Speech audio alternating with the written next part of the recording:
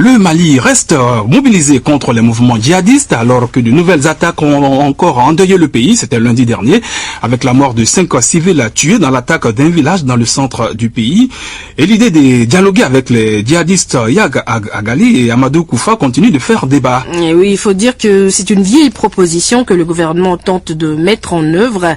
L'imam Mahmoud Dicko, ancien président du Haut Conseil islamique du Mali, était le premier à avoir évoqué cette possibilité pour mettre fin au cycle de violence. Il a même rencontré des djihadistes du nord et du centre du Mali. Aujourd'hui, il dit ne pas être gêné par le fait que le président Ibrahim Boubacar Keïta confie les démarches en vue de ce dialogue à une autre personnalité du pays.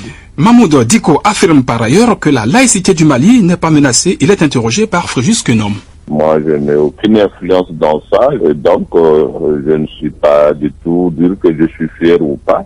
Je serai fier seulement quand vraiment mon peuple aura la paix et la quiétude.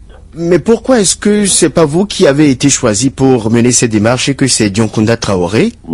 C'est le président de la République qui est souverain. Cette question, c'est peut-être au président qu'il faut la poser, pas à moi. Parce que vous étiez quand même assez avancé dans vos démarches, particulièrement vis-à-vis de Yad Agali, que vous connaissez bien, et avec qui vous nourrissez peut-être des relations privilégiées, non? Écoutez, relations privilégiées, je le connais comme beaucoup de gens. Il y a beaucoup de gens qui sont là, qui sont ses frères, ses amis, ses parents, ils sont nombreux au Mali. Et même le président le connaît bien, ils avaient de très bonnes relations.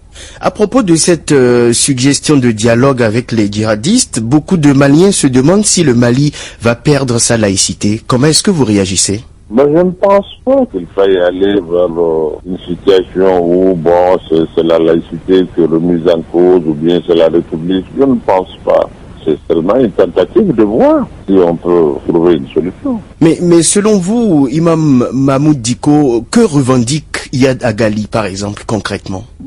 D'après ce que je sais, ce qui m'a été rapporté, c'est qu'il parle de l'application de la charia. Le Mali est à 98% musulman. Donc en réalité, nous sommes des musulmans, on n'est pas en porte-à-faux avec l'islam. Maintenant, c'est seulement l'approche et la façon de voir les choses. Si les gens se parlent, peut-être que d'une manière ou d'une autre, ils peuvent vraiment se comprendre. Mais est-ce que fondamentalement, ces djihadistes dont il est question désirent abandonner leur combat? Est-ce que leur proposer, accepter même l'application de la charia suffira pour mettre fin à leur opération? Toujours est-il qu'il faut d'abord parler avec les gens. Si on arrive vraiment à nouer le contact avec eux-mêmes pour parler avec eux, le peuple malien est un peu plus souverain, qui va voir ce qu'il y a lieu de faire. L'imam Mahmoud Dicko, ancien président du Haut Conseil islamique.